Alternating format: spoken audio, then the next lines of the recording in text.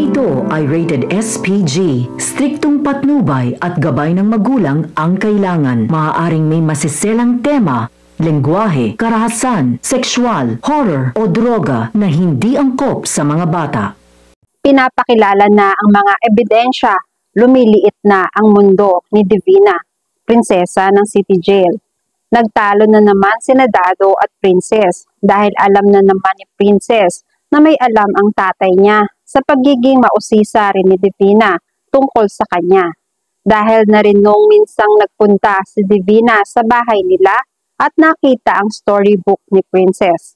At sa tuwing si Divina ang pag-uusapan nilang mag-ama, hindi naman mapagkaila dito sa tatay niya na hindi siya mapakali, hindi mapalagay at halatang may tinatago. Pero hindi pa rin masabi ni Dado dahil sa pagkakaalam niya ay si Divina ang tunay na ina ni Princess. Sa pagtatampo ni Princess, umalis siya, umiiyak siya habang naglalakad sa kalsada. Naisip niya bigla si Sherlyn at ang mga pinag-usapan nila nung nasa kulungan pa sila pareho. Dahil sa pagkakatanda ni Princess ay sabay na nanganak sina Sherlyn at Divina. Maaaring may nalalaman rin si Sherlyn tungkol sa nakaraan niya. Agad niyang tinawagan si Sherlyn. Gusto niyang makausap si Sherlyn. Gusto niyang malaman ang konting alam ni Sherlyn.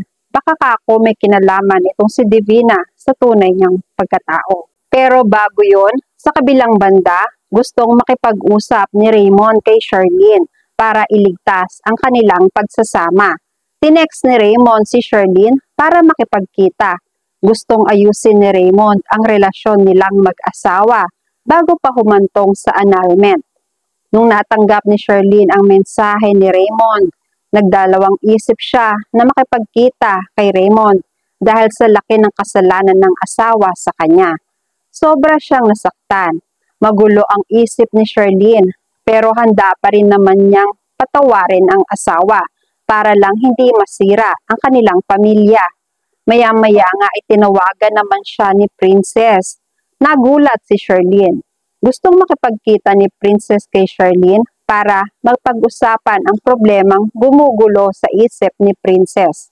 Lalong pumayag si Sherlyn, lalo nung sinabi ni Princess na kinukutuban siya tungkol kay Divina. Pinaunlakan ni Sherlyn si Princess. Hinintay niya si Princess. Nalimutan na ni Sherlyn ang pakikipagkita kay Raymond.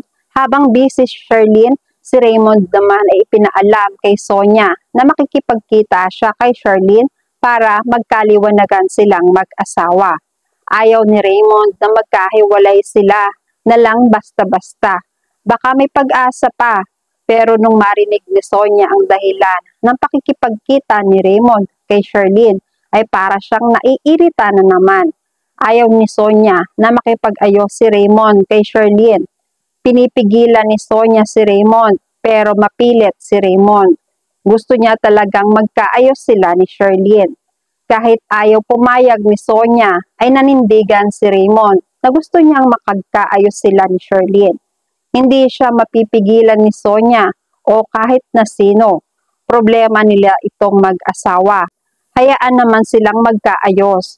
Nag-walk out na si Raymond. Kahit tawagin ni Sonia si Raymond, hindi na ito bumalik pa. Nagtuloy-tuloy na si Raymond sa paglalakad palayo. Desidido si Raymond na magkabalikan silang mag-asawa. Naibalita naman agad ito ni Sonia kay Divina. Agad na nagpunta si Divina sa bahay ni na Sonia. Halos magwala si Divina sa nalaman. Umiiyak at nagdurugo na naman ang umaasa niyang puso. Paano nangyari na gustong makipag-ayos ni Raymond kay Sherlyn samantalang ginawa na ni Divina ang lahat para magkasira ang mag-asawa? Pero bakit hindi pa rin umaayon sa kanya ang plano niya? Napapailing lang si Sonia. Hindi niya rin maintindihan kung bakit ganun na lang kamahal ni Raymond si Sherlyn. Pag-uwi ni Libby, nakita niyang umiiyak si Divina. Nag-aalala siya sa nanay niya. Nagalit rin siya nung malaman ni Libby na makikipagbalikan ang daddy niya kay Sherlyn. Ayaw rin ni Libby na magkabalikan sina Sherlyn at Raymond. Mas gusto niyang maging mag-asawa ang tunay niyang ina at ang daddy niya. Kahit mangyari yon, Pinagkakampihan pa rin ni Libby si Divina. Umiiyak si Divina, kausap si Libby. Sinabi ni Divina kay Libby na gagawin at gagawin pa rin nila ang lahat para lang paghiwalayin sina Raymond at Sherlyn. Payag naman si Libby. Nagkayakapan ang mag-ina. Sa kabilang banda, dumating na si Princess sa shop ni Sherlyn. Nagulat si Sherlyn. Bakit mukhang malungkot si Princess? Napayakap si Sherlyn kay Princess kahit wala pa mang salita na lumalabas sa mga labi nila. Dahil nararamdaman nila ang lukso ng dugo. Sinabi ni Princess ang gumugulo sa isip niya. Pinakita ni Princess ang storybook niya. Nagulat si Sherlyn. Pamilyar sa kanya ang libro. Napatanong siya kung paanong napunta kay Princess ang librong ito. Ipinagtapat ni Sherlyn ang koneksyon nito sa libro. Inamin ni Sherlyn na ito ay ibinigay niya sa isang sanggol. Pero katulad ni Dado, ayaw rin aminin ni Sherlyn na ibinigay niya ito sa anak ni Divina. Ayaw rin ni Sherlyn na makilala ni Princess ang isang masamang ina. Nakinig naman si Princess sa kanya. Maya-maya ay sinabi na rin ni Princess ang isa niya pang pakay. Pinagtapat ni Princess na malakas ang kutob nilang magkakaibigan na may kinalaman si Divina sa pekeng kidnapping ni Libby. Pinagtapat ni Princess na sinagot ni Jenny ang tawag nila sa cellphone na nakuha nila sa mga pekeng kidnappers. At ang nakita nilang common nila, DB at Jenny, ay walang iba kundi si Divina. Umuusok ang ilong ni Sherlyn sa galit niya kay Divina. Sumusobra na talaga si Divina sa panghihimasok nito sa pamilya nila. Nakuha na nga ni Divina si Libby. Nasira na rin nito ang relasyon nila ni Raymond. Ngayon malalaman lang ni Sherlyn na si Divina rin pala ang utak ng mga kalokohan ni Libby. Hindi sila nag-aksaya ng panahon. Sumugod agad sina Sherlyn at Princess sa bahay ni Divina.